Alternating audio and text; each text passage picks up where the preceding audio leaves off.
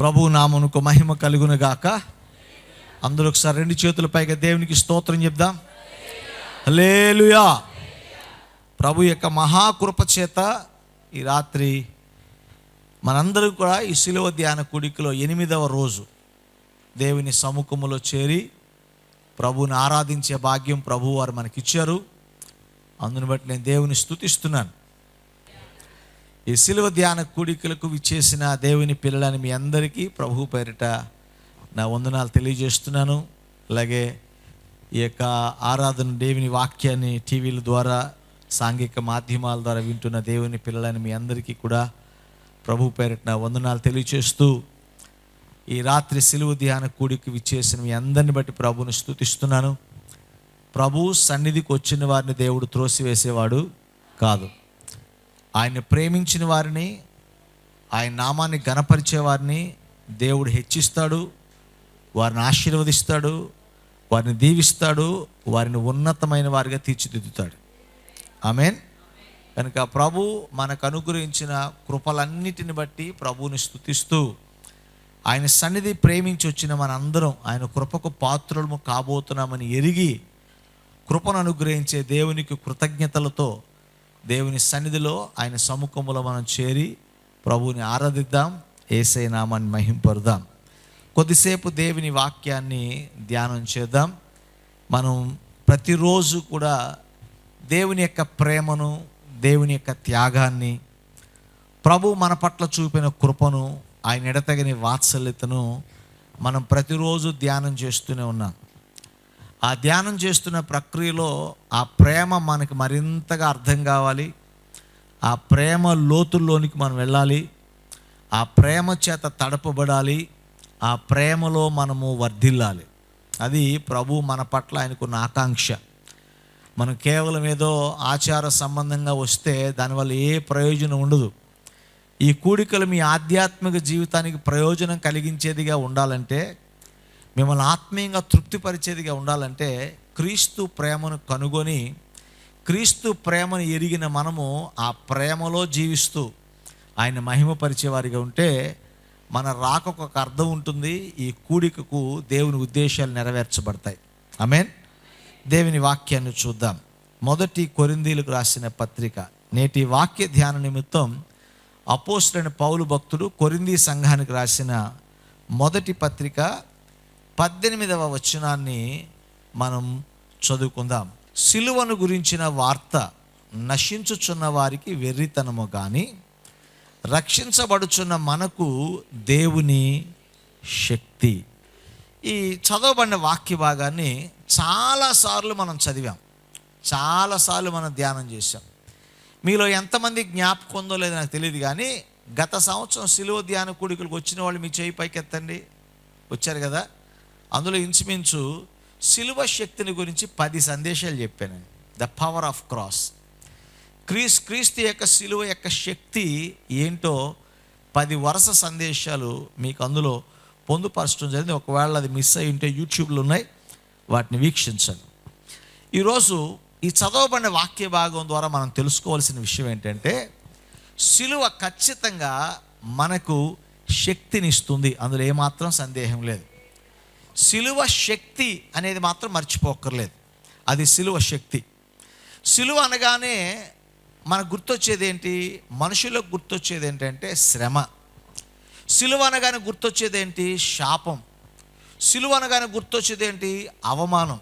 ఎందుకంటే ఆనాటి రోమా సామ్రాజ్యంలో ఉన్నటువంటి పెద్దలందరూ కూడా భయంకరమైన నేరము చేసిన వాళ్ళందరికీ, లేదా రాజదూషణ చేసిన వారికి, రాజ్యానికి వ్యతిరేకంగా ప్రవర్తిస్తున్న వారికి, తీవ్రవాదులకి, అన్యాయస్తులకు, బహుక్రూరమైనటువంటి పాపాలు చేసి దేశద్రోహాలు చేసిన వారందరికీ కూడా విధించే శిక్ష.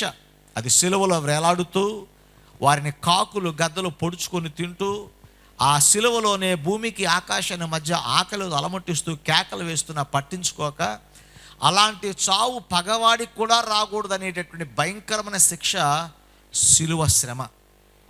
అందుకనే సిలువ అంటే చాలామందికి శ్రమ. ఇప్పుడు కూడా మనం ఏం పిలుస్తాం? శ్రమల దినములు అంటాం కదండి. శ్రమ దినాలు అనేవి నాకైతే ఇవి ఆశీర్వాదకరమైన దినాలు. ఎందుకంటే ప్రభు మన కొరకు తన ప్రాణం ఇచ్చాడు, మనల్ని బ్రతికించాడు. ఆయన శ్రమ పడ్డాడు, మనకు మేలు చేశాడు. అర్థమైందండి? మనం ఇంకా శ్రమ దినం అని పిలవాల్సిన పని మనకి లేదు. మనం అప్పు చేసాం, అప్పు తీర్చకపోతే చంపేస్తానని వచ్చారు. మన అప్పు వేరే ఒకటి తీశాడు. ఇంకా మనం చావాల్సిన అవసరం ఉందా? లేదు కదా. అలాగే మనం పాపంలో ఉన్నాం, చచ్చిన వారమై ఉన్నాం, శ్రమలో ఉన్నాం. ఆ శ్రమ మనకు బదులుగా యేసు అనుభవించాడు. యేసు మన రుణాన్ని తీర్చాడు, మన స్వతంత్రుగా చేశాడు. ఇప్పుడు మనం ఆశీర్వదించబడిన వాళ్ళమే తప్ప ఇంకా శ్రమలో ఉన్న వాళ్ళం మనం కాము, దీవించబడినటువంటి వారం. ఎందుకంటే ఆ శిలువ ద్వారా ప్రభు తన శక్తివంతమైన కార్యాన్ని చేశాడు. యేసుక్రీస్తు వచ్చే వరకు, యేసుక్రీస్తు శిలువ వేయబడే వరకు కూడా ఆనాటి కాలపు ప్రజలందరికీ కూడా శిలువ ఒక శ్రమ, శిలువ ఒక అవమానం, శిలువ ఒక ఘోరమైనటువంటి నేరం చేసిన వానికి శిక్షాస్మృతి. కానీ యేసు ప్రభు శిలువ వేయబడిన తర్వాత యేసు ప్రభు ఆ శిలువ మరణాన్ని గొప్ప విజయంగా మార్చాడు దేవుడు. అది మనల్ని క్షమించే సాధనంగా మార్చాడు దేవుడు. మన రక్షణకు ఆధారంగా చేశాడు యేసయ్య. కనుక శిలువను గురించిన వార్త నశించుచున్న వారికైతే శ్రమ, వెర్రితనం, కానీ మనకైతే, రక్షించబడిన మనకైతే అది దేవుని శక్తి అయి ఉన్నది. హల్లెలూయా. శిలువ అంటే, శిలువను నమ్మిన మనందరం శక్తిని నమ్మినట్టే, శక్తిని పొందుకోవడానికి ప్రభు దగ్గరికి వచ్చినట్టే. నేను ఎప్పుడూ ఒక మాట చెప్తాను, if there is some power it has to produce some results. శక్తి అనేది ఏదైనా ఉంటే దానికి ఖచ్చితంగా ఏముంటుంది? ఫలితాలు ఉంటాయి. కరెంట్ ఉంది కాబట్టి బల్బు వెలుగుద్ది. కరెంట్ లేకపోతే మనము ఒకటే, బల్బు ఒకటే. కరెంట్ ఉన్నప్పుడు చేయి పెట్టామనుకోండి, తర్వాత ఇంకో చేయి పెట్టడానికి టెస్ట్ చేసుకోవడానికి మనం ఉండం. ఎందుకంటే because there is power, there is result. శక్తి ఉన్న చోట దాని యొక్క ఫలితం ఉంటుంది. అర్థమైందా? శక్తి ఉన్న చోట ఫలితం ఉంటుంది. నేను ఇప్పుడు సజీవంగా ఉన్నా, బ్రతికి ఉన్నా, బలంగా ఉన్నా, పిడికెడు బిగించి బలంగా ఒకను గుద్దితే ముక్కులోంచి రక్తమైనా కారద్ది, చేతి పళ్ళు, నోట్లో పళ్ళు అయినా రాలుతాయి కదండి. అదే శవం మనకు బాగా ఇష్టం కదా అని శవం చేయి పట్టుకొని ఎంత గుద్దినా ఆ గుద్దిన వాడి శవం చేయి కింద పడిపోద్ది తప్ప మనకేమీ అవ్వదు. శక్తి ఉన్నవాడికి, శక్తి లేని వాడికి వ్యత్యాసం అది. అయితే సిలువను గురించిన వార్త ఏమంటాడు? శక్తి, it is not something historical event or it is not a theological statement, but it is a gift of God to the humanity. మానవాళికి దేవుడు అనుగ్రహించిన గొప్ప కృపావరము క్రీస్తు యేసు యొక్క సిలువ. అయితే ఈ రాత్రి మీతో కొన్ని విషయాలు పంచుకోవాలని నేను ఆశపడుతున్నాను. పవర్ ఆఫ్ క్రాస్, క్రీస్తు యేసు యొక్క శక్తి లేదా సిలువ క్రీస్తు యేసు శక్తి అంటే కనుక ఆ శక్తి మనకు ఎలా ఉపయోగపడింది? How the power of cross helped us, what the power of cross helped us to reach. మనము ఏమి తెలుసుకోవటానికి క్రీస్తు సిలువ శక్తి మనకు ఉపయోగపడింది? సిలువ శక్తే, సిలువ యొక్క శక్తి గొప్పదే, కానీ ఆ శక్తి మనం ఏమి గ్రహించడానికి ఉపయోగపడిందో 3 విషయాలు చెప్తాను ఈ రాత్రి. దేవునికి స్తోత్రం కలుగును గాక. Hallelujah. The power of cross help us to understand the love of God. దేవుని ప్రేమను మనం అర్థం చేసుకోవడానికి సిలువ శక్తి మనకు ఉపయోగపడింది. సిలువ శక్తి మనకు ఆసరాగా మారింది.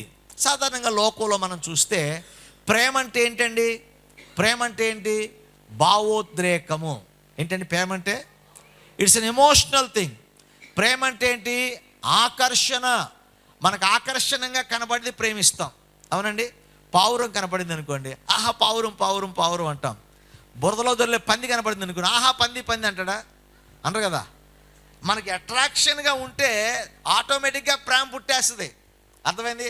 దానిలో సుగుణాలతో పనేమీ కూడా లేదు. పువ్వులు చూడగానే ఆకర్షణీయంగా ఉంటాయి కాబట్టి ప్రేమ పుడుతుంది. నెమలను చూడగానే ఆకర్షణగా ఉంటుంది కాబట్టి ప్రేమ పుడుతుంది. పావురాన్ని చూడగానే ఆకర్షణ కాబట్టి ప్రేమ పుడుతుంది. పందిని చూడగానే బురదలో అసహ్యంగా కనబడుతుంది కాబట్టి మనకు ప్రేమ పుట్టదు, అవునా కదా? కనుక ప్రేమ అంటే ఒకటి భావోద్రేకము, అంతేనండి. మనకి పిల్లడు పుట్టాడు, చూడగానే కన్నీళ్ళు వచ్చేస్తాయి, చూడగానే ఏడుపు వచ్చేస్తుంది. అప్పుడే నా పోలిక అంటాం. అది ముక్కు కనపడదు, మూతి కనపడదు, అప్పుడే మా అమ్మ పోలిక, మా నాన్న పోలిక అని చెప్పి మురిసిపోతూ ఉంటాం మనం, అవునా? ఇది భావోద్రేకం, భావోద్రేకంతో వస్తుంది. 3వ ప్రేమ ఎప్పుడు వస్తుంది తెలుసా? మనకు లాభం వస్తే, అర్థమైందండి, మనకు లాభం వస్తే, మనకి ఇంటికి వచ్చిన కోళ్ళ కనుక ఒక ₹1,00,00,000 తెచ్చింది అనుకోండి, కోతిలాగా బ్రహ్మాండంగా ఉంటుంది. అవునా? అదేగా చెప్తారు మనోళ్ళు. అదే కనుక ఎంత అందంగా ఉన్నా సరే, ఎంత అందంగా ఉన్నా ఏమీ తేలేదనుకోండి, వాళ్ళు మనకు నచ్చరు. అవునా? ఏ బంధంలోనంతే. భర్త నెలకు ₹1,00,000 జీతం వస్తే మా ఆయన మగధీరుడు. అవునండి? అదే కనుక నెలకు 15,000 అరాకొర జీతం తెస్తే కూర్చోనేవరు, నుంచోనేవరు. నవ్వుతున్నారంటే అందరూ అదే స్కూలే ఏంటి? కాదు కదా. అందరూ అసలు మనం వాళ్ళని పట్టించుకోం. లాభం కలిగితే ప్రేమ చూపిస్తాం, లేకపోతే ప్రేమ చూపించాం. నాలుగవది కన్వీనియన్స్ అండ్ కంఫర్ట్. మనకు వాళ్ళ వల్ల సౌకర్యం ఉంటే, వాళ్ళ వల్ల క్షేమం ఉంటే, కంఫర్ట్ ఉంటే ప్రేమిస్తాం, లేకపోతే ప్రేమించాం. కానీ ఈ లోకంలో ప్రేమ పుట్టేది 4 విషయాలు. దేంట్లో ఒక్కొక్కటి భావోద్రేకం వల్ల ప్రేమ పుడుతుంది, తర్వాత ఆకర్షణ వల్ల ప్రేమ పుడుతుంది, లాభం గల ప్రేమ పుడుతుంది, మన యొక్క కంఫర్ట్, మన సౌకర్యాన్ని బట్టి ప్రేమ పుడుతుంది. అదే మనిషికి అర్థమైన ప్రేమ. కానీ యేసు ప్రభు శిలువ మరణం పొందిన తర్వాత ప్రేమ అర్థాన్ని దేవుడు పూర్తిగా మానవాళికి తెలియజేశాడు. దేవునికి స్తోత్రం కలుగును గాక. ఇప్పుడు యేసుక్రీస్తు శిలువలో మరణించిన తరువాత ప్రేమ మనిషికి ఎలా అర్థమైందో తెలుసో. ఇప్పుడు ఎలా అర్థమైంది? యేసు ప్రభు యొక్క ప్రేమ ఏంటంటే, ఎవరైనా ప్రేమిస్తే మనం ప్రేమించడం కాదు, మనం అన్నిటికీ అతీతంగా ముందు మనం ప్రేమించాలి. We have to initiate the love first. That was Christ taught by the cross of Christ. క్రీస్తు యేసు శిలువ ద్వారా ప్రభు మనకు చెప్పింది ఏంటంటే, ప్రేమను ఎదుటి వాళ్ళు పంచిన తర్వాత మనం పంచడం కాదు, కానీ అంతకు ముందే మనం ప్రేమను పంచేవారిగా మనం ఉండాలి. చూడండి, వాక్యాన్ని చూద్దాం దయచేసి. దేవుని వాక్య భాగంలో మనం చూసినట్లయితే ఇక్కడ ఒక చక్కని మాటను మనము చూడగలుగుతాం. దేవునికి మహిమ కలుగును గాక. హల్లెలూయా. 1 యోహాను రాసిన పత్రిక 4వ అధ్యాయం 10వ వచనం. మనము దేవుణ్ణి ప్రేమించామని కాదు, కానీ తానే మనల్ని ప్రేమించి మన పాపములకు ప్రాయశ్చిత్తముగా ఉండుటకు తన కుమారుని పంపిన. దేవునికి ఒకసారి బిగ్గరగా స్తోత్రం చెల్లిద్దాం. హల్లెలూయా. యేసు ప్రభు శిలువలో మరణించాక మనకేమర్థమైందో తెలుసా? మనం ప్రేమించామని యేసు ప్రభు మనల్ని ప్రేమించలా. మన వల్ల ప్రయోజనం కలుగుతుందని యేసు ప్రభు మనల్ని ప్రేమించలా. మనం ఉపయోగపడే సాధనాలు అని దేవుడు మనల్ని ప్రేమించలా. అతిక్రమముల చేతను పాపముల చేతను చచ్చిన వారమైన మనల్ని క్రీస్తు బ్రతికించాడు, ప్రేమించాడు. తప్పిపోయిన కుమారుడు ఇంకా మురికితో ఉండగానే, ఆ మురికి వస్త్రాలతో ఉండగానే, ఆ పందుల వాసన వస్తూ ఉండగానే, దేవునికి అసహ్యమైన కార్యాలు చేసిన వాడై అతిక్రమములు చేసిన వాడిగా దోషిగా నిలబడి ఉండగానే తండ్రి పరుగెత్తుకొని కౌగిలించుకొని ముద్దు పెట్టుకొని తన స్థాయిని మరలా పునర్నిర్మించాడు. It's not that son has loved first, but father has loved first.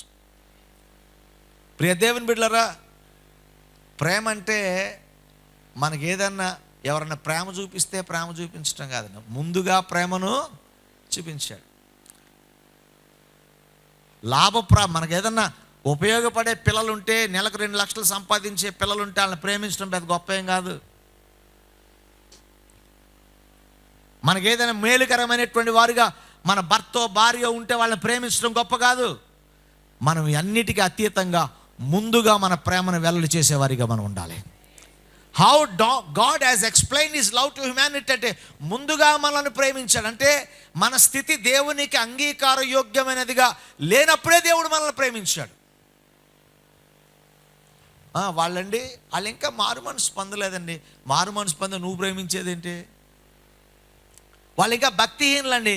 వాళ్ళు పాపులండి, వాళ్ళు వ్యభిచారులండి, వాళ్ళు దొంగలండి. కొంతమందిని ఇతరుల పాపాలు ఎంచడానికి ముందు ఉంటారంతా.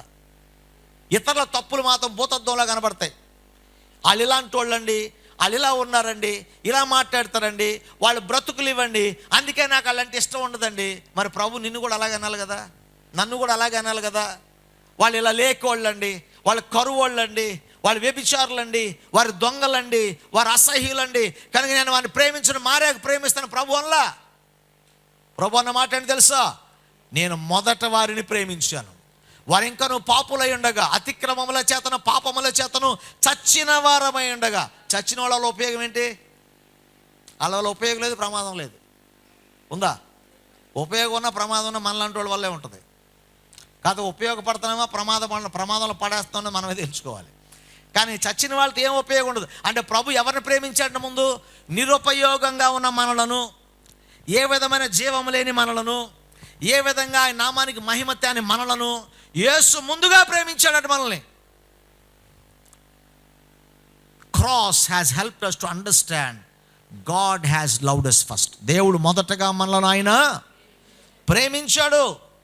ప్రభునందు ప్రియ దేవుని బిడ్డలారా, ఈరోజు చాలామంది ఎవరైనా ప్రేమిస్తే ప్రేమిద్దామని చూస్తారు. కానీ దేవుడు మనం ప్రేమించక మునిపే దేవుడు మనలను ప్రేమించాడు. ముందుగా మనలను ఆయన ప్రేమించాడు. అబ్రహాం ప్రార్థన చేస్తే దేవుడు ప్రత్యక్షమయ్యాడా? దేవుడు ప్రత్యక్షమయ్యాక అబ్రహాం ప్రార్థన చేశాడా? దేవుడే పిలిచాడు. ఎక్కడో బొమ్మలు చేసుకుంటున్నాడు, ఎక్కడో వ్యాపారం చేసుకుంటున్నాడు. అసలు దేవునికి అబ్రహాంకి ఏం సంబంధం లేదు. అలాంటి ఒక వ్యక్తిని తీసుకొచ్చి అబ్రహాముగా మార్చి అతనికి సంతానాన్ని ఇచ్చి అతని మీద ఒక జనాంగాన్ని సృష్టించి అనేకమైన అద్భుతాలు అబ్రహాము జీవితంలో చేశాడు. కారణం అబ్రహాము విసిగిపోయే, ప్రభువా నాకు డబ్బు లేదయ్యా, నాకు వ్యాపారం లేదయ్యా, నేను దిక్కుమాలిన వాడినయ్యా, నన్ను కరుణించయ్యా అని యేసయ్యకి ప్రార్థన చేశాడా? లేదే. ముందుగా తానే అబ్రహామును దేవుడు ప్రేమించాడు. ఈరోజు దేవుడు అబ్రహామునైనా నిన్నైనా నన్నైనా ముందుగా దేవుడు మనల్ని ప్రేమించాడు కనుక మనం ఆయన ప్రేమిస్తున్నాం. దేవుడు సిలువ ద్వారా మనకు నేర్పించేది ఏంటంటే you should love before somebody loves you. ఎవరో ఇతరులని ప్రేమించడానికి ముందుగానే క్రీస్తును కలిగిన నీవు, సిలువ శక్తిని గ్రహించిన నీవు, సిలువ వైపు చూస్తున్న నీవు దేవుని ప్రేమను చూపించేవాడిగా నీవు ఉండాలి. అది సిలువ ద్వారా మనం నేర్చుకునేటటువంటి మొదటి ప్రేమ. దేవునికి స్తోత్రం కలుగునుగాక. హల్లెలూయా, హల్లెలూయా. రెండవదిగా మనం చూసినట్లయితే cross has helped us to understand the love of God. ఎలాంటిది? ప్రేమ అంటే ఏమని అర్థమైంది? ముందుగా మనం ప్రేమించవలసినది అని అర్థం చేసుకోవాలి. రెండవది, ప్రేమ అంటే త్యాగము. చెప్పండి, ప్రేమ అంటే ఏంటి? ఇది గట్టి చెప్పండి. ఏదో పెద్ద త్యాగం చేసినట్టు చెప్తున్నారు. ప్రేమ అంటే ఏంటి? యాగం కాదు, మనం ఇది యాగం చేసినట్టు చెప్తున్నాడు ఒక్కొక్కడు. ప్రేమ అంటే ఏంటండి? త్యాగం. Love is sacrifice. Cross proves love is not just words, it is the sacrifice. సిలువ అనేది ఏం నిరూపించిందంటే, సిలువ శక్తి ద్వారా మనం గ్రహించగలిగేది ఏంటంటే ప్రేమ పొడి మాటల ద్వారా చెప్పబడేది కాదు, ప్రేమ త్యాగపూరితంగా చేసేటటువంటిదని మనకి తెలియపరచబడింది. యోహాను సువార్త 15వ అధ్యాయము 13వ వచనం చూడండి ఒకసారి. తన స్నేహితుల కొరకు తన ప్రాణము పెట్టువారి కంటే ఎక్కువైన ప్రేమ గలవాడు ఎవడు లేడు. స్నేహితుడు ప్రేమ ఉంటే బిర్యానీ ఇప్పిస్తాడు కానీ ప్రాణం పెడతాడు అన్నా? ఎవడో ప్రాణం పెట్టడు. దేవుని వాక్యం చెప్తుంది, if you love always demand sacrifice. ప్రేమ ఎప్పుడు కూడా త్యాగాన్ని కోరుకుంటుంది. త్యాగము లేని ప్రేమ నిష్ప్రయోజనమైన ప్రేమ. యోహాను 3:16 దేవుడు లోకమును ఎంతో ఏం చేశాడు? ప్రేమించి ఏం చేశాడు? సరే, మనం చాలా ప్రేమిస్తాం, ఏమీ చెయ్యం. అని చేస్తారా? మన ప్రేమకు ఏముండదు, రుజువు ఉండదు. మన ప్రేమకు త్యాగం ఉండదు. మీ ఇంటికి వస్తే ఏం పెడతావు, మా ఇంటికి వస్తే ఏం తెస్తావు, ఇదే స్లోగన్ మీద బతికేది. ఇది మన బైబిల్. ఇది అవునండి. మనం ఎప్పుడు ఎవరి కోసం ఏమీ చెయ్యం, ఎవరి కోసం ఏమి వదులుకోం, ఏ త్యాగం మనలో ఉండదు. ఒకవేళ సొంత భర్త అవ్వచ్చు, భార్య అవ్వచ్చు, పిల్లలు అవ్వచ్చు, తల్లిదండ్రులు అవ్వచ్చు, ఎవరి స్వార్థం వాళ్ళదే. ఇవాళ ప్రేమ స్వార్థపూరితంగా మారింది. కానీ యేసు ప్రభు తన కోసం ఈ లోకంలోకి రాలా, ఈ లోకంలోకి చూసి వెళ్ళిపోదామని రాలా, ఎంతమంది నరకంలో వేద్దామో చూసి వెళ్ళటానికి రాలా. యేసు ప్రభు నరక పాత్రులమైన మానవాళ్ళని చూసి ఆ మానవాళి విమోచనార్థమై తను తాను అర్పించుకోవడానికి తన ప్రాణమును త్యాగం చేయడానికి యేసు ప్రభు ఈ లోకంలోకి వచ్చాడు. కనుకనే శిలువ మరణము ద్వారా ప్రేమ త్యాగపూరితమైన మాటలతో కూడింది కాదని యేసు ప్రభు సమాజానికి తెలియజేశాడు, ప్రపంచానికి తెలియజేశాడు ప్రభు. నా ప్రశ్న ఏంటంటే, యేసు ప్రభు ప్రేమించాడు, ఆయన ప్రాణాన్ని త్యాగం చేశాడు. యేసు ప్రభు ప్రేమించాడు, పరలోక రాజ్యము విడిచిపెట్టకూడని భాగ్యమని ఎంచుకొనక తనను తాను రిక్తునిగా, అంటే తన కంఫర్ట్ వదిలిపెట్టాడు, తన స్థానాన్ని వదిలిపెట్టాడు, తన స్థితిని వదిలిపెట్టాడు, తన ప్రాణాన్ని కూడా మన కొరకు విడిచిపెట్టాడు. ఇన్ని త్యాగాలు చేసి యేసు ప్రభు అన్నాడు, నేను నిన్ను ప్రేమిస్తున్నాను అన్నాడు. అవునండి. ఇప్పుడు మీరేం చెప్పారు? నన్ను ప్రేమిస్తున్న యేసయ్యను నేను కూడా ఏం చేశారు? ప్రేమిస్తున్నారు సరేలే. ఆ ప్రేమించడం గుర్తేంటి? ఆదివారం గుడి మానేయటం. గుర్తేంటి? సంవత్సరంలో ఒక్కరోజు కూడా ఉపవాసం ఉండకపోవటం. గుర్తేంటి? ప్రభువుని ప్రేమించానన్న గుర్తేంటి? దేవుని సన్నిధి అంటే నిర్లక్ష్యంగా ఉండటం, దేవుని సువార్త సేవ అంటే నిర్లక్ష్యంగా ఉండటం, మన కొరకు ప్రాణం పెట్టి మనల్ని నమ్మి ఇదిగో ఈ రాజ్య వ్యాప్తిని చేయాలని దూతలకు ఇవ్వని భాగ్యాన్ని ప్రభు మనకిస్తే మనం ప్రేమిస్తున్నామని చెప్పి ఆయన పని పక్కన పెట్టి పడుకోవటం, అది ప్రభువుని ప్రేమించటమా? ఏది నీ త్యాగం? త్యాగం లేకుండా ప్రభువుని ప్రేమించామని చెప్తే ప్రేమ అవుతుంది, పొడి మాటలు అవుతాయి. ఒక మాస్టర్ చెప్పారు, ఎన్ని మాటలు మాట్లాడినా కేజీ అవ్వని. అవుతాయా? పుచ్చిపోయిన వంకాయలనే కేజీ అవుతాయి, కానీ ఎన్ని మధురమైన మాటలు మాట్లాడినా అవి కేజీ మాత్రం తోగో. కొంతమంది మాటలతో కోటలు కట్టేస్తారండి, మామూలు కాదు. అసలు ప్రభు అండి, దిక్కుమాల రీల్స్ కూడా చూస్తున్నాం కొన్ని. ప్రభు వచ్చి మాట్లాడి వంట వండేసాడు, మైలు తుడిచేసాడు, కళ్ళాపేసేసాడు. ఈ చెత్త సాక్ష్యాలు చెప్పేవాళ్ళందరినీ AK-47తో ప్రభు ప్రేమించును గాక. వీళ్ళ వల్ల ప్రభు నామానికి అవమానం అండి. ఎవరు చెప్పన్నాడు దిక్కుమాల సాక్ష్యాలు? ప్రభువుని ప్రేమించేవారు ప్రభువుకి మహిమ తేవాలి. మన మాట ద్వారా మహిమ తేవాలి, మన క్రియల ద్వారా మహిమ తేవాలి. మన సౌకర్యాన్ని ప్రభు కొరకు వదిలిపెట్టాలి, మన సౌఖ్యాన్ని ప్రభు కొరకు వదిలిపెట్టాలి. ఇవాళ మందిరాల్లో ఎందుకు అన్ని మందిరాల్లో కూడా సేవకులు ప్రయాసపడి చక్కగా ఉండాలని చూస్తున్నా తెలుసా? మందిరంలో కంఫర్ట్ లేకపోతే ఎవరు రావట్లా. అర్థమైందండి? మందిరాల్లో కంఫర్ట్ లేకపోతే కుర్చీ కంఫర్ట్గా ఉండాలి, ఏసీ కంఫర్ట్గా ఉండాలి, ఇంకేముండాలి? నిన్నే మాట్లాడుకుంటున్నాం. ఇప్పుడు కాఫీ మిషన్స్ కూడా పెడుతున్నారు. ఇప్పుడు వెళ్ళేటప్పుడు కాఫీ తాగి వెళ్ళాలి, మళ్ళీ వెళ్ళేటప్పుడు కాఫీ ఏం బాగాలేదని తిట్టి వెళ్ళాలి. అర్థమైందా? ఎన్ని పాలసీలు ఉంటాయి అనుకున్నారు. కానీ మేము ప్రభు అంటే మాకు చాలా ఇష్టం అండి, కానీ ఆదివారం 12 గంటల లోపు మేము రామండి. మేము ప్రభు అంటే బాగా ఇష్టం అండి, మా బతుకు దినాలు ఎప్పుడులో కూడా మేము ఒక్కరోజు కూడా సువార్త మేము చెప్పమండి. కానీ ప్రభువునండి మేము ప్రేమించినది ఎవరు ప్రేమించమండి. మా ఇంటి మీద బోర్డు ఉంటుందండి, యేసుక్రీస్తు గృహానికి, యేసు ప్రభు ఈ గృహానికి అధిపతి, మా గృహానికి అధిపతిని యేసుకు నేను అధిపతి అంటాడు. ఆ స్కూల్ మందే. ప్రభువుని ప్రేమించేవాడు. ఏది నీ త్యాగం? ఏది నీ త్యాగం? ఏం త్యాగం చేసావు? ప్రభు పరలోకాన్ని విడిచిపెట్టాడు, మహిమను విడిచిపెట్టాడు, దాసుని స్వరూపం ధరించాడు. ఆ మహిమ వద్దనుకో నీ కోసం వచ్చాడు, నీ కోసం కొరడా దెబ్బలు తిన్నాడు, నీ కోసం సిలువెక్కాడు, నీ కోసం ప్రాణం పెట్టాడు. ఇన్ని త్యాగాలు చేసి నీ నేసేని ప్రేమిస్తూ నువ్వు ప్రభువు కోసం నువ్వు చేసిన త్యాగం ఏంటి? Do you understand the love of God? దేవుని ప్రేమ అంటే రుచి చెల్లిపోవటం కాదు.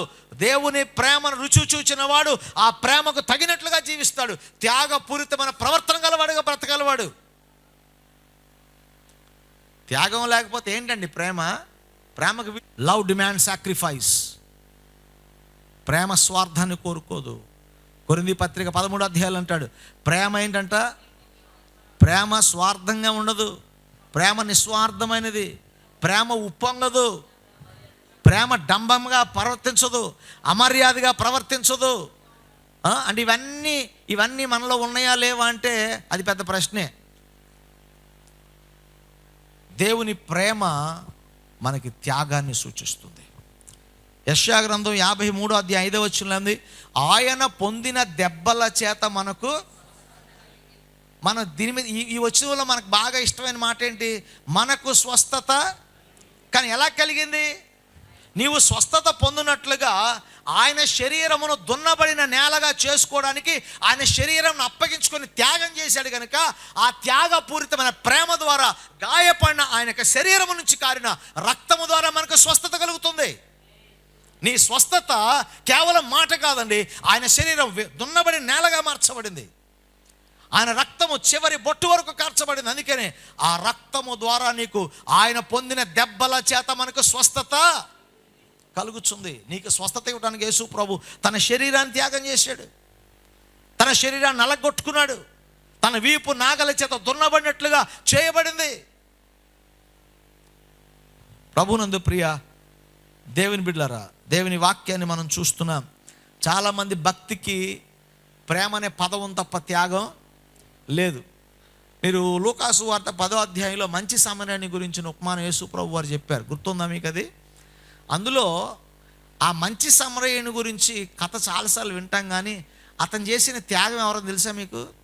మంచి సమరయుడు ప్రేమించాడు అని ఒక మాట చెప్పలా, ప్రేమించడానికి రుజువులు కనపడి ప్రేమించడానికి ఏం చేశాడు? అతడు గాయపడిన వ్యక్తి దగ్గర ఆగాడు. He gave some time to him. అతను కొంత సమయం ఇచ్చాడు, కొంత డబ్బు ఇచ్చాడు. ఆడెవడో తెలియకపోయినా నన్ను ఎవడైనా అంటాడో అడగకుండా అతను రిస్క్ తీసుకుని అతన్ని మాట్లాడాడు, అతని కోసం శ్రద్ధ వహించాడు. ఇన్ని త్యాగాలు అతనికి చేస్తే అతను మామూలు మనిషి అయ్యాడు. దేవునికి స్తోత్రం కలుగునుగా. హల్లెలూయా. అతను మంచి సమరయుడని ఎందుకన్నాడు తెలుసా? అతడు గాయపడిన వ్యక్తి కొరకు సమయాన్ని కేటాయించాడు, గాయపడిన వ్యక్తి దగ్గర ఆగాడు, గాయపడిన వ్యక్తి కొరకు డబ్బు ఖర్చు పెట్టాడు, గాయపడిన వ్యక్తి యొక్క క్షేమాన్ని చూచాడు.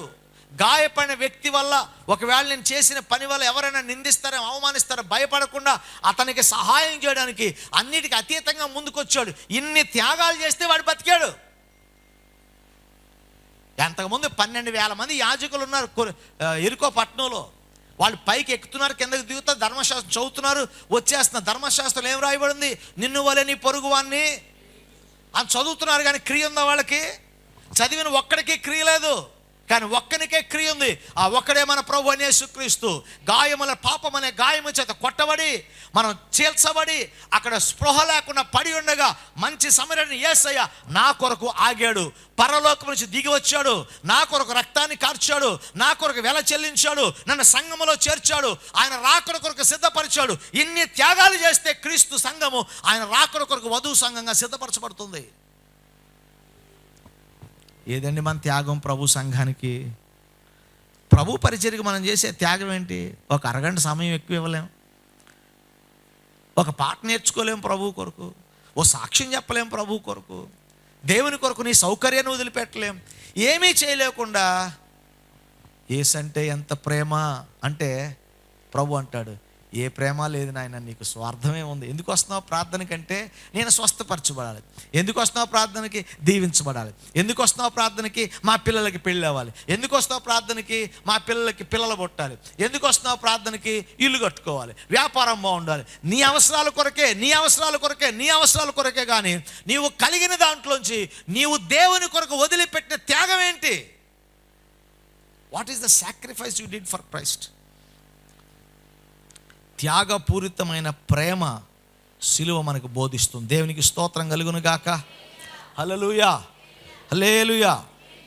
ప్రియా దేవుని బిడ్డలారా, ఈరోజు చాలామంది త్యాగాలు లేవు వారి జీవితంలో. పరిచర్యలో త్యాగం లేదు, సంఘంలో త్యాగం లేదు, వివాహంలో త్యాగం లేదు, ఏ బంధంలో త్యాగపూరితంగా లేకుండా స్వార్థపూరితంగానే బ్రతుకుతున్నాం. సిలువ యొక్క శక్తి మనకేం అర్థం చేసింది తెలుసా? ప్రేమ అంటే త్యాగపూరితమైనది. The cross of Christ has helped us to understand love is sacrificial. ప్రేమ త్యాగపూరితమైనది. నమ్మిన వారు స్తోత్రం చెప్పండి. క్రీస్తు త్యాగానికి ఒకసారి స్తోత్రం చెప్పండి. హల్లెలూయా. సో మనం త్యాగం చేయాల్సినవి కొన్ని ఉన్నాయి. ఏం చేయాలి త్యాగం? చెప్పండి, చెప్తారా ఏం చేయాలో? చెప్పనా? 1, మన అహాన్ని త్యాగం చేయాలి. ఏంటండి? నేను అనే అహాన్ని త్యాగం చేయాలి. స్వార్థాన్ని మనం త్యాగం చేయాలి. 3వది, నా సమయాన్ని నేను త్యాగం చేయాలి, నా ధనాన్ని త్యాగం చేయాలి, నా సుఖాన్ని సౌఖ్యాన్ని త్యాగం చేయాలి. దేవుణ్ణి ప్రేమించేవారు, ఆ ప్రేమను అర్థం చేసుకున్నవాళ్ళు, విశ్వాసులమైన మనము ఏం త్యాగం చేయాలి? మన అహంకారం, నేను, నాది, సమయం, ధనం, సౌఖ్యం, వీటిని త్యాగం చేయగలిగితే నీవు త్యాగపూరితమైన ప్రేమ గలవాడిగా ఉంటావు. దేవునికి స్తోత్రం కలుగును గాక. హల్లెలూయా. నాకు బాగా గుర్తు, 10th క్లాస్ పరీక్షలు వచ్చినప్పుడు కొద్దిగా ఎక్కువసేపు చదివిస్తారు మాస్టర్లు, అవునా? అప్పుడులో మాస్టర్లు చాలా మంచోళ్ళు అండి, ఇప్పుడు లాంటి వాళ్ళు కాదు. కానీ మా మాస్టర్ పొద్దున్న 4 గంటలకు సైకిల్ బెల్ల కొట్టుకుంటూ లేసేవాళ్ళే చూసేవాడు 10th క్లాస్కి. తెలుసా మీకు? మా ప్రైవేట్ మాస్టర్ ఆయన పొద్దున్నే వచ్చి 4 గంటలకు అందరి దగ్గరికి వచ్చి బెల్ల కొట్టి లేపేవాడు, రే చదువుతున్నారా లేదా అని. ఇప్పుడు మాస్టరే 11 గంటలు లేపుతున్నారులేండి. కానీ ఇప్పుడు అలాంటి ప్రేమలు ఏమి లేవు. అందుకే మా మాస్టర్ చచ్చిపోతే వెళ్ళి చూసాం. ఇప్పటికీ మా మాస్టర్ ఉన్న కనపడితే కారా బండి దిగిపోయి ఆపి నమస్కారం పెడతాం. ఎందుకంటే వాళ్ళు మా మీద చూపించిన ప్రేమ, వాళ్ళు మా కొరకు చేసిన త్యాగం. 4 గంటలకు ఆయన లేవాల్సిన అవసరం ఏంటండి వాళ్ళకి? వాళ్ళు అప్పటికే బీఈడీ అసిస్టెంట్లు కదా, వాళ్ళకి అవసరం ఏంటి? కానీ వాళ్ళు సమయాన్ని త్యాగం చేశారు కాబట్టి కొంతమంది విద్యార్థులను వారి భవిష్యత్తు చూడగలిగారు ఇప్పుడు. అవునా? మరి ప్రభు అంత త్యాగం చేస్తే ఒక్క విశ్వాసం కూడా ప్రభు సంపాదించలేకపోతున్నాడా? మనలో కొంతమంది కూడా వాళ్ళు ఓన్లీ 4 గంటలు లేచి వచ్చి చూశారండి. యేసు ప్రభు అనునిత్యము కంటికి రెప్పలా మనల్ని కాపాడుతున్నాడు, ఆయన చేయి పట్టుకొని నడిపిస్తున్నాడు, ఆయన రక్తాన్ని కార్చాడు. మనం ప్రభు కొరకు చేసిన త్యాగం ఏంటి? త్యాగపూరితమైన విశ్వాసులుగా మనం మారాలి. అర్థమైందా అని అడిగేవాడు మాస్టర్ లెక్కలు చెప్తా. మనకు అర్థం అవ్వకపోయినా కానీ ఏం చెప్తాం? ఎందుకంటే అర్థమైంది అనేటప్పుడు మామూలుగా నాన్న అర్థమైందా అని అడగడు. ఒక పెద్ద కర్ర ఉంటుంది, అర్థమైందా అనేవాడు. ఏం చేస్తాం? తన్నేదా తర్వాత తన్నించుకుని ఇప్పుడు తన్నించుకుని అప్పుడు అవసరమా? ఒకసారి తన్నించుకుంటే చాలు అని చెప్పి అర్థమైంది అనేవాళ్ళం. ఆ లెక్క తప్పు చేస్తే అప్పుడు సరైన కోటింగ్ అప్పుడు పడేది, లేకపోతే 2 సార్లు పడేది కోటింగ్. అందుకని 2 సార్లు దెబ్బలు తప్పించుకోవడం కోసం అర్థమైంది అనేవాళ్ళం. మన అర్థమైనోడు ఏం చేస్తాడు? టక టక టక రాసేస్తాడు. అవునా? తెలివి మీరిపోయాలి కాబట్టి పరీక్ష రాసినోడు ఎక్స్ట్రా షీట్లు తీసుకుంటాడు, ఏం రానోడు కూడా తీసుకుంటాడు. అందరికీ బిల్డప్ అనమాట, వీడేదో రాసేస్తున్నాడు కాగితాలని. ఏముండదు అక్కడ, దిద్దేవాడికి తలనొప్పి తప్ప. కొంతమంది తెలివి ఎక్కువ, నెంబర్లు రాసేది ఎడిషనల్ అనుకోండి.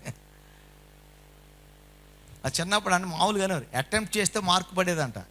అలా ప్రతి పేపర్కి 1 మార్క్ వేసినా 35 మార్కులు అయితే 35 పేపర్లు రాసేవాడు కొంతమంది. అయినా పాస్ అయ్యేవాడు కాదు కొంతమంది. అలా చాలామంది జిమ్మిక్కలు చేసేవాళ్ళు ఉంటారు, కానీ వాళ్ళ ఏ ప్రయోజనం ఉండదండి. నేను ఎందుకు ఈ మాట చెప్పానంటే, అర్థమైనడు లెక్క చేస్తాడు, అర్థమైనడు పరీక్ష రాస్తాడు. నీకు ప్రభు ప్రేమ అర్థమైందా? త్యాగపూరిత అర్థమైతే నువ్వు కూడా త్యాగం చేస్తావు. హల్లెలూయా. ఇంతకన్నా ప్రభు అర్థమయ్యేలాగా చెప్పటం ఆయన వల్ల కాదు, అదే ఎక్స్ట్రీమ్ అన్నమాట. అంతగా దేవుడు తన ప్రేమను మనకు అర్థం చేయించాడు. అర్థం చేసుకుని మనం ప్రభు ప్రేమకు ప్రతిగా త్యాగపూరితమైన భక్తి జీవితాన్ని జీవించకపోతే మనం దేవునికి లెక్క అప్పగించాలి. దేవునికి స్తోత్రం కలుగును గాక. హల్లెలూయా. 3వదిగా ఒక మాట చెప్పి నేను ముగిస్తాను. 3వదిగా మనం చూసినట్లయితే, on the cross of Calvary the power of cross has helped us to understand the love of God is unconditional.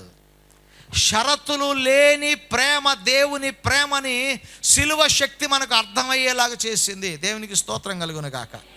హల్లెలూయా. నేను ఈ మాట చాలాసార్లు చెప్పాను మీకు, చాలా సందర్భాల్లో చాలా ప్రసంగాల్లో చెప్పాను. మానవుని ప్రేమ ఏంటంటే, if you love me I will love you, I will give you, but you have to do this for me. అవునండి, నేను నిన్ను ప్రేమిస్తా కానీ అంటే నువ్వు నాకేదో చెయ్యాలి. నేను ప్రేమిస్తా కానీ నువ్వు నాకు అది ఇస్తే నేను చేస్తా. అది మానవ ప్రేమ, ఆశించే ప్రేమ. నువ్వు ఎదుటి వాని దగ్గర నుంచి ఆశించి చేసేది, నేను చాలాసార్లు ఈ మాట చెప్తాను, ఎవరి దగ్గర నుంచి లాభాన్ని ఆశించి చేసేది వ్యాపారం అవుతుంది, లాభం అపేక్షించకుండా చేసేది ప్రేమ అవుతుంది, సేవ అవుతుంది. అర్థమైందా? దేవుని ప్రేమ ఎలాంటి ప్రేమ తెలుసా? ఇన్ స్పైట్ ఆఫ్ అనగా అన్నిటికీ అతీతంగా, నువ్వు ఎలాంటి వాడివైనా, నువ్వెంత దుర్మార్గుడివైనా, నువ్వు ప్రేమ లేని వాడివైనా, త్యాగపూరితమైన మనిషి కాకపోయినా, నువ్వు స్వార్థపరుడువైనా సరే, ప్రభువు ప్రేమ షరతులు లేకుండా నీ మీదకి వచ్చింది. మంచివాని మీదకి చెడ్డవాని మీదకి వర్షం కురిసిందట. దేవునికి స్తోత్రం కలుగునుగా. అంతేనా? ప్రార్థన చేసే వాళ్ళు ఇంటి మీద వర్షం వచ్చి అవతల మీద వర్షం రాలేదా? అలా కాదుగా, మంచోళ్ళ మీదకి చెడ్డోళ్ళ మీదకి వర్షం వస్తుంది. అందరి పంటలు పండుతున్నాయి, అందరి పొలాలు కులమతాలకు అతీతంగా పండుతున్నాయి. దేవుడు అందరినీ ఒక్కలాగే ప్రేమించాడు. కులం మతం భేదం మనకి, రంగు వర్ణాలు భేదాలు మనకి, దేశ భేదాలు మనకి, మన మధ్య పేద ధనికమైన భేదాలు, కానీ దేవుడికి ఏ భేదము లేదు. ఆయన అందరినీ ఒకే ప్రేమతో చూస్తున్నాడు కనుక వర్షం అందరికీ పుట్టిస్తున్నాడు, సూర్యుని వెలుగు అందరికీ కలిగిస్తున్నాడు, చంద్రుని యొక్క చల్లదనం అందరికీ కలుగు చేస్తున్నాడు. సృష్టిలో ఉన్న సమస్తము అందరి కొరకు దేవుని ఆజ్ఞ ప్రకారం పనిచేస్తూనే ఉన్నాయి. ప్రభువుకి ఏ విధమైన షరతులు లేవండి. నీవు ఇలా ఉంటేనే ప్రేమిస్తాను దేవుడు చెప్పలే ఎక్కడా మనల్ని. ఏం చెప్పలా? ఆయన అన్కండిషనల్గా దేవుడు మనల్ని ప్రేమించాడు. దేవునికి స్తోత్రం కలుగునగా. హల్లెలూయా, హల్లెలూయా. జక్కయ్య యేసు ప్రభువును కలుసుకున్నప్పుడు, జక్కయ్య నువ్వు వెళ్ళి నువ్వు అన్యాక్రాంతంగా సంపాదించినంత తిరిగి ఇచ్చేసి నా దగ్గర కనపడితే నిన్ను క్షమిస్తా అని చెప్తే జక్కయ్య ఇంటికి వెళ్ళి అందరికి ఇచ్చి వచ్చాడా?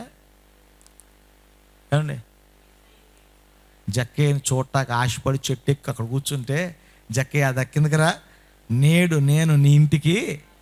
అప్పటికి ఇంకా జక్కయ్య ఇంకా దుర్మార్గుడే, ఇంకా పాపే, ఇంకా యేసుప్రభు ఇంటికి వెళ్తే అందరూ సనిగిన వారే.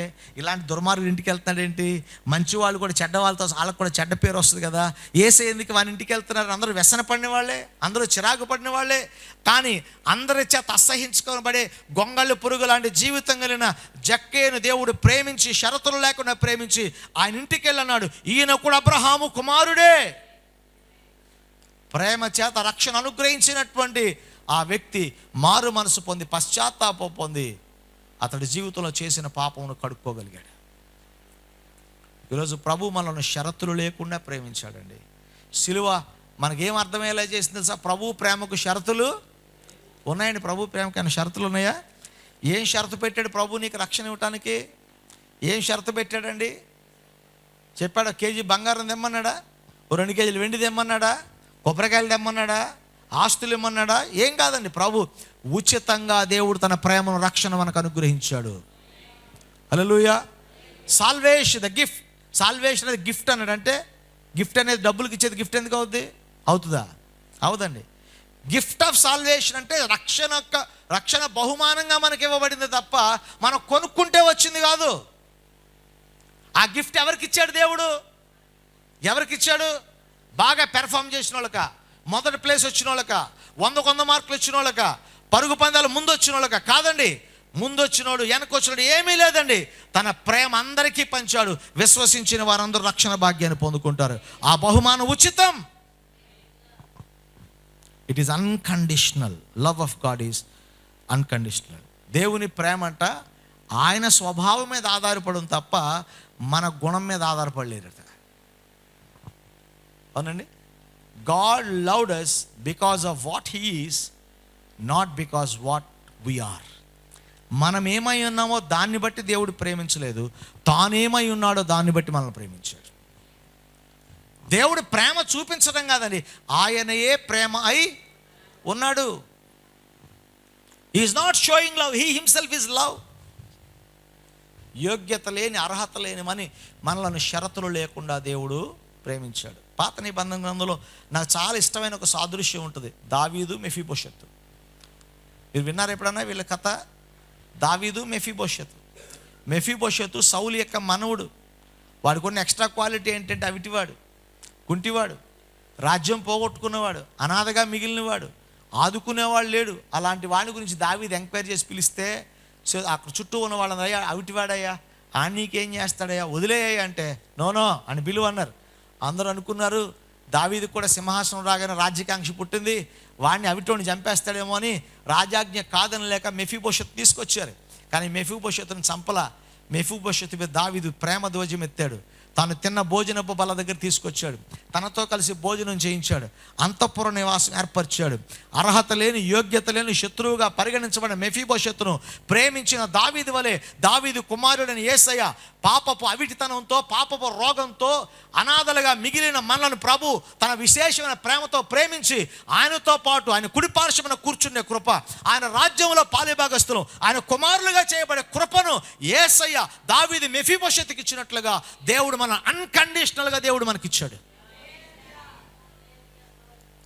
మెఫీబోషెతుని పిలిచి దావీదు అన్నారే, ఇంకా మీ ఇంట్లో మీ వంశానికి ప్రతీకగా నిలిచిన ఫోటో ఉంది కదా పట్రా, ఆ కత్తి ఉంది కదా పట్రా, ఆ ధనాగరం ఉంది పట్రా, ఇంకెక్కడెక్కడే ఉన్నాయో చెప్పు. అన్నీ చెప్పింది అతడికి ముద్ద పెట్టలా, ఏమీ ఆశించకుండా అన్కండిషనల్లీ హీ లవ్డ్ మెఫీబోషెత్. ఈరోజు మనం కూడా దేవుడు సిలువలో చూపించిన ప్రేమ షరతులు లేనిది. మనం కూడా ఇతరులను ప్రేమించేటప్పుడు షరతులు లేని ప్రేమ చూపించాం. అదే ప్రేమ యేసయ్య మనకు చూపించాడు. ఈరోజు ఆ ప్రేమను కనుగొంటున్న మనందరం కూడా సిలువ శక్తి ద్వారా ఇవి మనకు బయలుపరచబడింది. కనుక యేసు ప్రభు సిలువ శక్తి, ఆ శక్తి మనకు తెలియజేసింది ఏంటి? దేవుని ప్రేమ ఎలాంటిదో మనకి తెలియజేసింది. దేవుని ప్రేమ ఎలాంటిది? ముందుగా మనల్ని ప్రేమించిన ప్రేమ. రెండవది, త్యాగముతో మనల్ని ప్రేమించిన ప్రేమ. మూడవది, షరతులు లేకుండా ప్రేమించిన ప్రేమ. యేసయ్య ప్రేమ, దేవుని ప్రేమని సిలువ మనకు బయలుపరిచింది. కనుక ఈరోజు ఆ షరతులు లేని ప్రేమ, ఆ త్యాగపూరితమైన ప్రేమ, ముందుగా మనల్ని ప్రేమించిన ప్రేమ మన ప్రభువైన యేసుక్రీస్తు ఆ సిలువలో మన కొరకు బలి అయ్యాడు. ఎందుకో తెలుసా? నీవు మొదటిగా ప్రజలను ప్రేమించాలి, నిస్వార్థంగా ప్రేమించాలి, షరతులు లేకుండా ప్రేమించాలి. అప్పుడు దేవుని రాజ్య వారసుడిగా అవుతావు, సిలువ శక్తికి వెళ్ళిన వాడిగా జీవిస్తావు. ఆ కృప నిన్ను ఆశీర్వాదంలోకి నడిపిస్తుంది. అట్టి సిలువ శక్తి మన జీవితాలను ప్రభు నింపును గాక. తలలు వంచండి, కళ్ళు మూసుకోనండి, ప్రార్థన చేద్దాం. అందరూ స్వరాలు తెరిచి ప్రార్థన చేయండి. అందరూ లేచి నిలబడదాం. ప్రభు సందులో ఒక్కసారి ప్రభు ప్రేమ కొరకు వందనాలు చెల్లిద్దామా? ప్రభా, నీ ప్రేమ కొరకే వందనాలయ్యా. షరతులు లేకుండా ప్రేమించి నీ ప్రేమ కొరకే వందనాలు తండ్రి. దేవా, త్యాగం చేసి మమ్మల్ని ప్రేమించినందుకు వందనాలయ్యా. మొదటగా మమ్మల్ని ప్రేమించినందుకు వందనాలయ్యా. ఇటు గొప్ప ప్రేమని సిలువ ద్వారా మాకు బయలుపరిచి మాకు తెలియజేసినందుకే మీకు వందనాలు ప్రభువా. దేవా, నీ సిలువ శక్తి ద్వారా నీ ప్రేమను గ్రహించే కృపనిచ్చినందుకు వందనాలయ్యా. ప్రేమను గ్రహించిన ప్రేమ కలిగి జీవించడానికి సహాయం చేయండి అయ్యా. హల్లెలూయా. Thank you lord. దేవా, నీ ప్రేమ కొరకే వందనాలు, మీ జాలి కొరకే వందనాలు, మీ కరుణ కొరకే వందనాలు, మీ కటాక్షము కొరకే వందనాలు నాయన. దేవానికి స్తోత్రం, స్తోత్రం, స్తోత్రం, స్తోత్రం, స్తోత్రం. ప్రేమగల తండ్రి, సకల ఆశీర్వాదములకు కారణభూతుడా మీకు వందనాలు. ఈ రాత్రికాల సమయంలో నాయన, ఈ ప్రార్థనా కూడికలో మరొకసారి నీ పాదాల సన్నిధికి వచ్చి ప్రార్థన చేస్తూ స్తుతిస్తున్నాం. దేవా, సిలువ శక్తి ద్వారా ప్రభువా నీ ప్రేమను మాకు బయలుపరిచారు. నీవు ముందుగా ప్రేమించిన ప్రేమ మీదని, త్యాగపూరితంగా ప్రేమించిన ప్రేమని, షరతులు లేకుండా ప్రేమించిన ప్రేమ మీదని ప్రభువా సిలువ ద్వారా మానవాళికి తెలియచేశారు. ఆ ప్రేమను గ్రహించే కృపను దయచేయండి. ఆ ప్రేమను గ్రహించి నేను ప్రేమ కలిగి జీవించడానికి సహాయం చేయండి. ఇంకా గ్రహించిన వారికి నీ ప్రేమ ద్వారా కనువిప్పు కలుగు చేసి నీ ప్రేమించే కృప దయచేయండి. దేవా, నీ సంఘమైన మమ్మల్ని దీవించండి, ఆశీర్వదించండి. నీ కృపకు మమ్మల్ని పాత్రులుగా చేయండి. ప్రార్థనా శక్తి వచ్చిన ప్రతి బిడ్డను దీవించండి.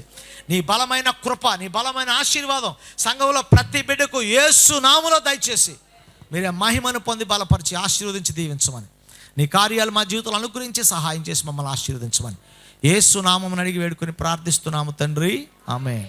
మన పరమ తండ్రి అయిన దేవుని ప్రేమ, కుమారుడైన క్రీస్తు కృప, పరిశుద్ధాత్మ దేవుని యొక్క అన్యోన్య సహవాసము, సమాధానం కూడి వచ్చిన మనకును ఆయన నామమును ప్రేమిస్తున్న సకల పరిశుద్ధులందరికీ ఇప్పుడు ఎల్లప్పుడూ సదా తోడే నడిపించును గాక.